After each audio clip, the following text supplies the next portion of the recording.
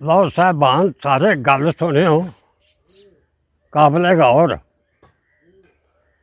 ਇੱਕ ਮੁਸ਼ਤਰਕਾ ਗੱਲ ਮੈਂ ਸੁਣਾਉਣ ਲਗਾ ਹਰ ਇੱਕ ਵਾਸਤੇ। ਹੋਣੀ ਤੇ ਸ਼ੈਤਾਨ ਇਹਨਾਂ ਦੋਵਾਂ ਦਾ ਮੁਕਾਬਲਾ ਹੋਣ ਲੱਗਾ ਹੈ। ਹੁਣ ਵੇਖੋ ਵਾਧਾ ਕਿਹੜਾ ਹੈ। ਸ਼ੈਤਾਨ ਹੀ ਹੋਣੀ। ਆ ਸ਼ੈਤਾਨ ਵੱਧਦਾ ਕਿ ਹੋਣੀ ਵੱਧਦੀ ਹੈ।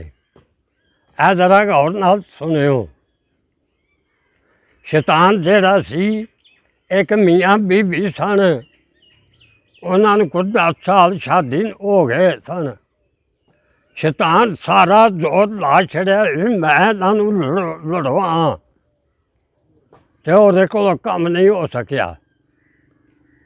ਉਹ ਆਪਸ ਵਿੱਚ ਲੜੇ ਹੀ ਨਹੀਂ। ਬੜੇ ਬੜੇ ਵਿਸੇ ਪਾਉਂਦਾ ਰਿਹਾ, ਬੜਾ ਕੁਛ ਕਰਦਾ ਰਿਹਾ, ਉਹਦੇ ਕੋਲ ਕੰਮ ਨਹੀਂ ਹੋਇਆ।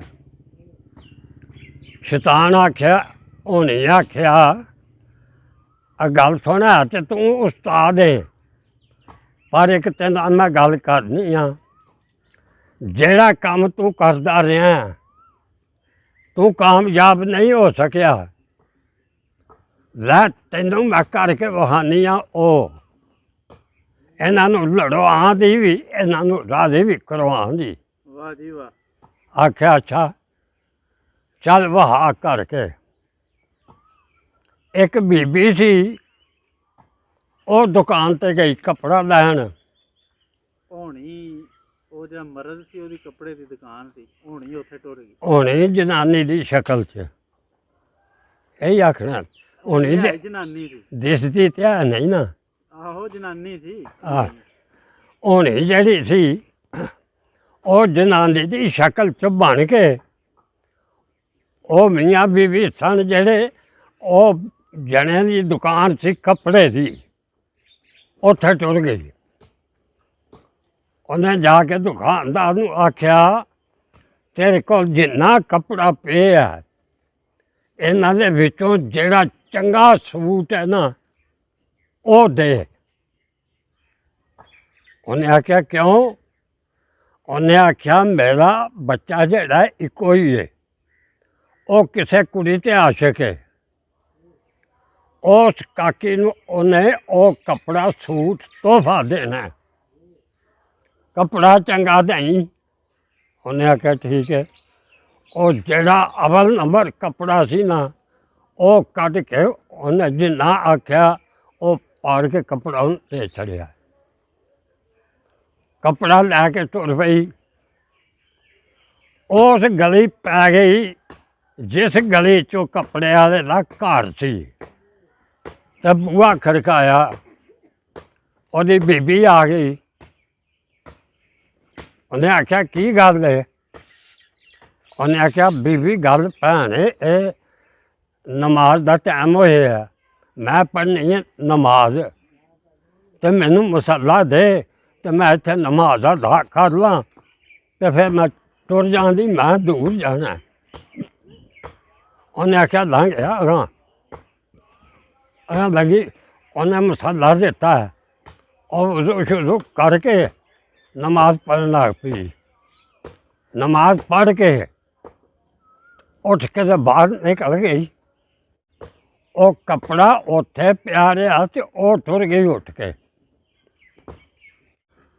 ਲਓ ਜੀ, ਉਹ ਜਣਾ ਜਿਸ ਵੇਲੇ ਘਰ ਆਇਆ ਦੁਕਾਨ ਤੋਂ, ਅੰਦਰ ਵੜਿਆ ਆ ਕੇ ਰੋਟੀ ਛੋਟੀ ਖਾਧੀ, ਪਾਣੀ ਸ਼ਾਣੀ ਪੀਤਾ। ਉਹਦਾ ਧਿਆਨ ਪੈ ਗਿਆ ਸੂਟ ਵੱਲ।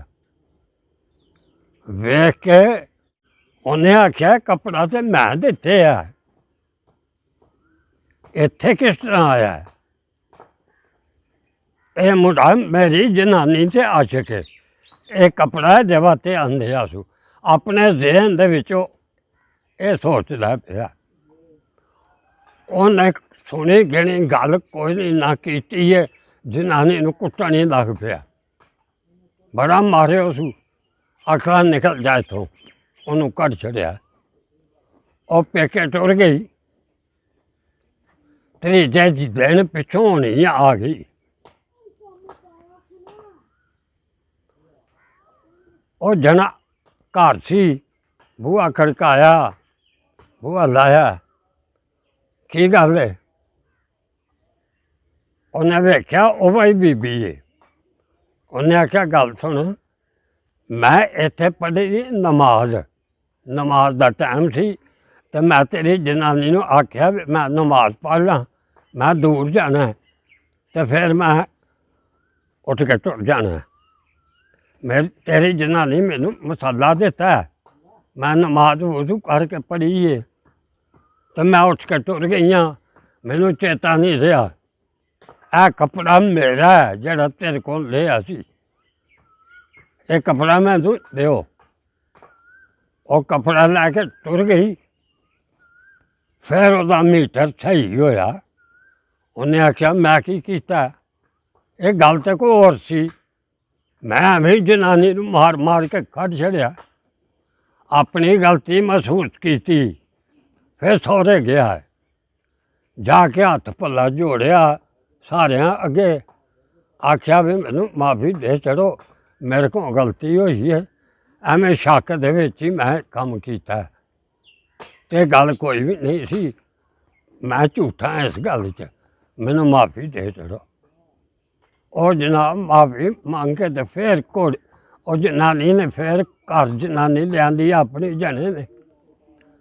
ਉਹਨੇ ਆਖਿਆ ਸ਼ੈਤਾਨ ਨੂੰ ਸੁਣਾ, ਤੂੰ ਵੱਧ ਹੈ ਕਿ ਮੈਂ? ਸ਼ੈਤਾਨ ਆਖਿਆ ਤੂੰ ਮੇਰੀ ਬੇਬੇ ਵੇਂ ਕੰਮ ਕਰਕੇ ਵਹਾ ਚੜਿਆ ਭਾਈ।